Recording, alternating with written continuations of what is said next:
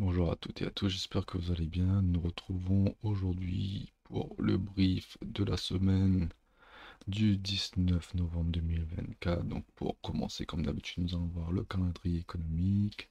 Par la suite, nous allons analyser le S&P 500, puis le Nasdaq et nous finirons par le Bitcoin. Avant de commencer l'analyse, avant de commencer le brief, je vous propose, si vous aimez le travail qui a été fait et qui est fait, de liker, de partager la vidéo et surtout n'hésitez pas à nous suivre sur les différents réseaux sociaux. Le lien se trouve en description de la vidéo. Alors le S&P 500. Alors le S&P 500. Avant de passer au S&P 500, nous allons d'abord regarder le calendrier économique. Alors le calendrier économique, pourquoi j'ai failli faire l'impasse dessus, c'est parce que tout simplement cette semaine il n'y a pas grand-chose, pas grand-chose. Alors cette semaine, bon, non. Non, on est en octobre. Pourquoi il m'a mis octobre, previous mois? This week. Non, this week. Hop, voilà. Cette semaine, semaine du 19. Donc nous avons bon, les permis de construire aux États-Unis. Ok, l'inflation au Japon. Bon, ok. Bon, bah, rien de très très très important. Par contre, si je reviens sur la semaine dernière, nous avons une data assez importante qui était l'inflation. Comme nous l'avions vu, ben, l'inflation tend à augmenter. Donc, on prévoyait une inflation stable, mais elle est repartie légèrement à la hausse. Comme nous l'avons vu la semaine dernière sur le site Trueflation, c'est un site qui donne l'inflation en temps réel. Bon, on a vu que l'inflation a posé un bottom septembre dernier et à 1% et puis reparti à la hausse. Au jour d'aujourd'hui, ce qui est assez positif, c'est que on va dire l'inflation réelle et l'inflation reportée par la Fed est quasiment égale. Donc voilà, donc on a un consensus, donc on va dire que là, au jour d'aujourd'hui, l'inflation reportée est réelle. Deuxièmement, on peut voir aussi que peut-être l'inflation a touché un top. Donc là, ça fait un peu d'analyse graphique, est venu prendre son plus haut de 2023, enfin on va dire des deux précédents semestres. Ici, et ici aussi 2023, 2024, voilà. Donc on a pris des plus hauts ici, et peut-être que là on a trouvé un top, que ça redescend, et peut-être qu'on va atteindre l'objectif de la fête qui était à 2%. Ok, donc pour le calendrier économique, donc voilà, le fait que l'inflation est remontée un peu, bah forcément les marchés ont pricé ça. Donc là, si maintenant on passe sur le S&P 500, donc on peut voir que le S&P 500 en fait a une correction sur le S&P 500 due de 1 pour moi à l'inflation, de 2 on a eu aussi ici à l'élection de Trump, bruit de remords. Donc on a acheté la rumeur comme quoi Donald Trump serait élu. Et une fois que c'était officiel, on a du sell de news ici. Donc le phénomène, l'inflation en hausse et on va dire un peu le sell de news suite à l'élection de Donald Trump. Donc correction, comme on avait vu la semaine dernière, je m'attendais à ce qu'on vienne retester son ancien ATH, c'est-à-dire la ligne de coût de ce mouvement-là. Donc, chose qui est faite, on est venu retester la ligne de coût, l'ancienne ATH. Et bon, voilà, maintenant on est là.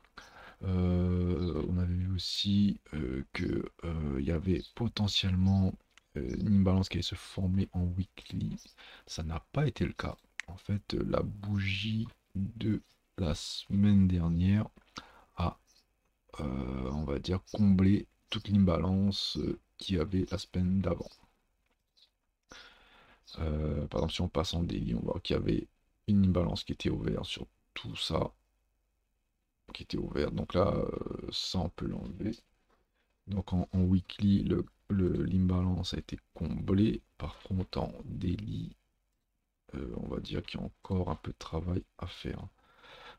Donc là, si on prend ici, et on va prendre ici. Donc là, on a cette imbalance daily qui est encore à travailler. Et cette imbalance daily, on va dire que son milieu, c'est grosso modo l'ancien ATH, donc retest de l'ancien ATH. Et bah, je m'attends à ce que ça reparte un peu à la hausse. Alors attendez, je vais bien indiquer cette imbalance. Donc c'est une imbalance positive. Daily. Voilà, celle-là, on l'a notée. Donc l'ancien ATH ici, je pense que maintenant on peut supprimer ça. Et aussi, chose qui est assez important à voir, c'est que avant d'entamer ce mouvement à la baisse, on est venu prendre le précédent plus haut hebdomadaire ici. Donc on est venu prendre le précédent plus haut et on est revenu retester l'ancien ATH et aussi travailler l'imbalance daily. Alors, sur le S&P 500, moi je m'attends à ce qu'on travaille un peu cette imbalance-là pendant un moment. Par ailleurs, on peut voir aussi qu'en daily, il y a une belle trendline qui s'est formée. On peut allez, on va mettre comme ceci. Donc voilà, pour moi, le S&P toujours haussier. On va indiquer aussi également le plus bas du précédent de la précédente semaine, donc qui est ici, hop, et là ça s'arrête, le previous weekly low, donc on va mettre en orange, previous weekly low.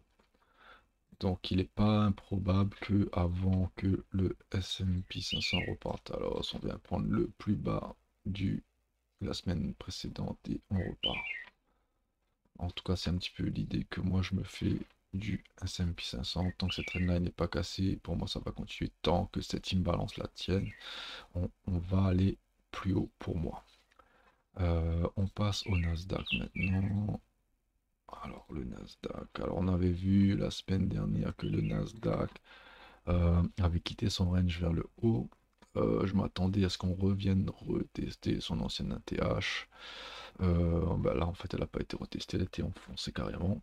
Bon, voilà, c'est un peu plus problématique que le S&P 500. Donc, on voit que pour moi, en tout cas, le S&P 500 est clairement aussi. Là, ici, on a deux choses. On a perdu la ligne de coup de cassure. On a réintégré le range weekly. Pour rappel, on avait dessiné un range entre ici et ici. Et en fait, on avait cassé le range vers le haut. Donc moi, je m'attendais à ce qu'effectivement, bon, il y aurait une petite correction, notamment sur les chiffres de l'inflation. Mais par contre, que la correction ne soit pas au-delà de ça. Bon, après, c'était une toute petite correction, hein, 21, 21 000, bon voilà. Et que voilà, on reteste et puis on repart. Là, ce n'est pas le cas. Là, on a réintégré le range. Donc maintenant, est-ce que voilà, on retravaille, on repasse dessus, on repart, ou est-ce que voilà, on réintègre pour de vrai, et là pour le coup, ben, voilà, on va revoir le bas de range. Bon, ce qui m'étonne un peu au vu, on va dire, de la saisonnalité. Parce que là, en fait, on est plutôt dans une phase, on va dire, de l'année où les prix vont vers le haut. On est plutôt dans une phase de bull market. Fin d'année, novembre, décembre, janvier, février, jusqu'à, on va dire, jusqu'à mai. Mais là, bon, voilà, le fait que le Nasdaq réintègre son range n'est pas très positif. Pareil, on avait identifié un possible imbalance en weekly. Non, donc qui n'a pas eu lieu parce qu'en fait, le Nasdaq a comblé directement toute l'imbalance. Et si on passe en daily, on peut voir que voilà, comme le S&P 500, on a une belle trendline qui s'est dessinée, on va dire ici.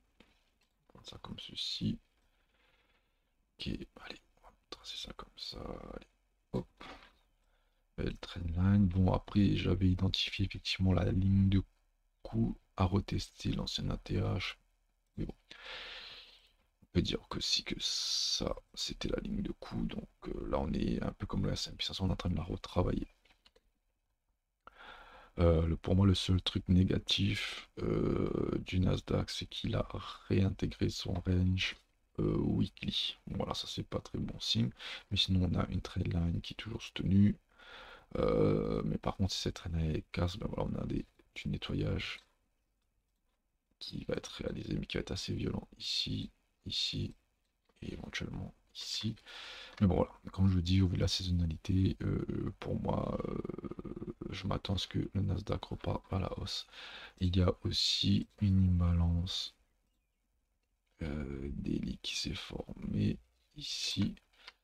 Donc voilà, on voit que le Nasdaq est en train de retravailler ça. Donc pour moi, tant qu'on ne perd pas, également comme le S&P, hein, si vous voulez bien, tant qu'on ne perd pas cette trend-là et tant qu'on ne perd pas cette imbalance, pour moi, le Nasdaq va aller vers les plus hauts, avec bien sûr comme objectif un nouvel ATH.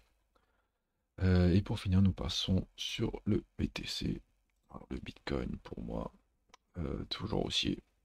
Nous avons identifié la semaine dernière une imbalance daily. Cette imbalance n'a même pas été testée. Voilà, il y a une imbalance qui est ouverte, même pas retestée. Le Bitcoin qui repart. Donc là, a priori, je pense qu'il va aller chercher les plus hauts encore une nouvelle fois. Voilà, le Bitcoin, peu importe, on va, si on peut dire ça ainsi, la temporalité qu'on le prend, enfin l'échelle de temps à laquelle on regarde le graphique, bah, et aussi, il y a rien à dire. Rien à dire. Faut vous mettre dans un coin de la tête que tôt ou tard, il y aura une correction. Mais voilà, pour moi, la correction, si elle arrive, ce sera ici, dans l'imbalance, et on repart, hein. Si on perd ça, bon voilà, le marché change complètement. Mais voilà, tant que on va dire les niveaux des 84 000 et des 80 000 sont tenus, il n'y a pas de souci. On est toujours haussier. Mais bon, si on fait une correction de ce type, ça fait quand même 10% de correction en moyenne. Donc ça risque d'être un peu violent, mais cette correction arrivera tôt ou tard. Je vous propose de passer à des unités un peu inférieures pour voir un petit peu le mouvement de prix, vu que en daily, en weekly, le Bitcoin, il n'y a rien à dire, il est haussier. Là, si on passe à une échelle à une heure, on peut voir qu'il y a une compression qui est en train d'être réalisée ici et ici. Donc voilà, qui dit compression, c'est qu'à un moment ou à un autre, le prix va choisir sa direction. Donc moi, je reste bullish sur le BTC, il n'y a pas de souci. Maintenant, la question est de savoir est-ce que on va faire sa prise de stop, réintégration, et on va retester une balance et on repart. Je vais enlever ça, ça va être mieux. Ou on va d'abord vers le bas, retravailler une balance et ensuite on repart vers le haut. Mais quoi qu'il en soit, pour moi, le BTC reste bullish sur les allez, 1 à 2 mois à venir. Donc voilà, pour moi, il n'y a pas de souci. Tant que cette imbalance-là n'est pas perdue, pour moi, il n'y a pas de souci.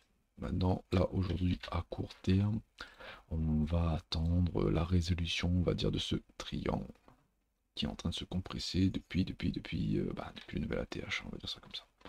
Donc voilà, j'ai pas plus de choses à dire sur le BTC. Comme je vous l'ai dit au début, n'hésitez pas à liker, à partager la vidéo si vous l'avez aimé. Je vous souhaite une excellente semaine de trading et à la semaine prochaine.